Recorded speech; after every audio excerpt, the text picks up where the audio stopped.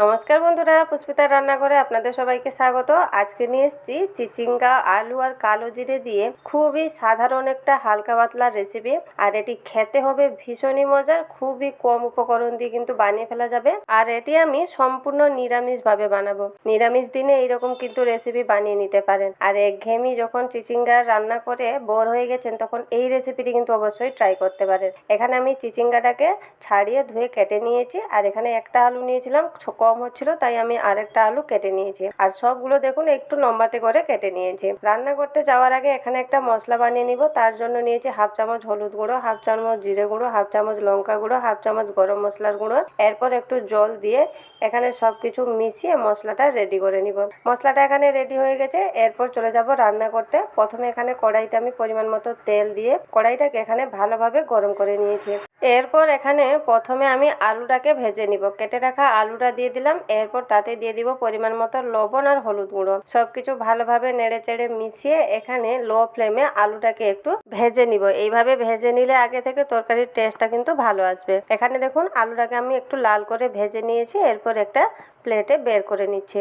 আলুটা বের করে নেওয়ার পর একই কড়াইতে এখানে কেটে রাখা চিচিঙ্গাগুলোও ভেজে নিব। চিচিঙ্গাগুলো কিন্তু ভাজার সময় এখানে ফ্লেমটাকে হাই রাখতে হবে, কেননা চিচিঙ্গা থেকে কিন্তু জল বেরোয়। তাই হাই ফ্লেমে এইভাবে ভাজলে কিন্তু আর জল বেরোবে না। এখানে নুন হলুদ মিশিয়ে চিচিঙ্গাটাকেও হাই ফ্লেমে এইভাবে লাল করে একটু ভেজে নিব।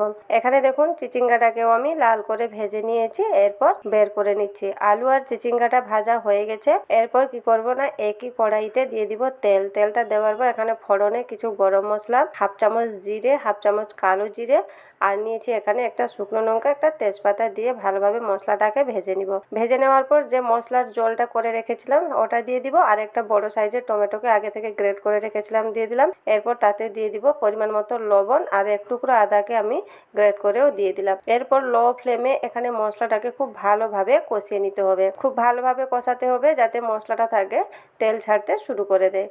এখানে দেখুন মশলাটিকে আমি কিছুক্ষণ ভালোভাবে কষিয়ে নিয়েছি। আর মশলাটা থেকে যখন তেল ছাড়তে শুরু করে দিবে, তখন ভেজে রাখা আলু আর চিচিঙ্গাটা ওই মশলার সাথে দিয়ে ভালোভাবে মিশিয়ে এখানে কষিয়ে নিতে হবে। এইভাবে আগে থেকে কষিয়ে নিলে কিন্তু তরকারির টেস্টটা কিন্তু খুব ভালো আসবে। এখানে কিছুক্ষণ ধরে আমি আলু আর চিচিঙ্গাটাকে কষিয়ে নেওয়ার পর তাতে দিয়ে দিব এখানে পরিমাণ মতো জল। এখানে ঝোলের জন্য জলটা আমি দিয়ে দিয়েছি। এরপর সব কিছু ভালোভাবে একটু মিশিয়ে নিচ্ছি।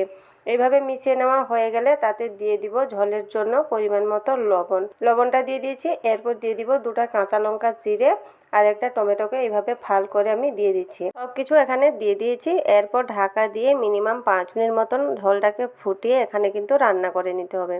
এর ফলে এখানে আলু আর চিচিঙ্গাটাও খুব ভালোভাবে সেদ্ধ হয়ে যাবে। এখানে 5 মিনিট ধরে আমি তরকারিটিকে রান্না করে নিয়েছি। এরপর 5 মিনিট পর ঢাকা খুলে নিচ্ছি দেখুন। আর এখানে ঝোলটার কালার দেখুন কতটা সুন্দর এসছে বন্ধুরা। এর গন্ধটাও খুবই সুন্দর বেরিয়েছে। নিরামিষ দিনে কিন্তু এইভাবে চিচিঙ্গা আর আলু দিয়ে এই রেসিপিটি কিন্তু বানিয়ে দেখতে পারেন। এটি আপনারা পেঁয়াজ রসুন দিয়েও বানাতে পারেন, তবে এইভাবে একবার নিরামিষ বানিয়ে দেখবেন, খেতে কিন্তু ভীষণ ভালো হয়েছে। অনেকে কিন্তু চিচিঙ্গা খেতে পছন্দ করেন না, তবে এইভাবে একবার চিচিঙ্গা বানিয়ে দিবেন, তাহলে যারা খেতেও পছন্দ করে না তারাও চেটেপুটে খাবে। এখানে গ্যাসের ফ্লেম বন্ধ করে কিছুক্ষণ রেস্টে রেখে আমি ঠান্ডা করে বের করে নিয়ে এসেছি। তরকারিটি কিন্তু রুটি কিংবা গরম গরম ভাতের সাথে খেতে কিন্তু ভীষণই ভালো হয়। আচ্ছা, আজকের আমার এই চিচিঙ্গার আলুর রেসিপিটি কেমন লাগলো কমেন্ট বক্সে কিন্তু অবশ্যই জানাবেন। যদি ভালো লেগে থাকে তাহলে চ্যানেলটিকে সাবস্ক্রাইব করে পাশে থাকবেন। আর ফেসবুক থেকে দেখলে পেজটিকে অবশ্যই ফলো করে দিবেন। নমস্কার বন্ধুরা, ভালো থাকবেন, সুস্থ থাকবেন।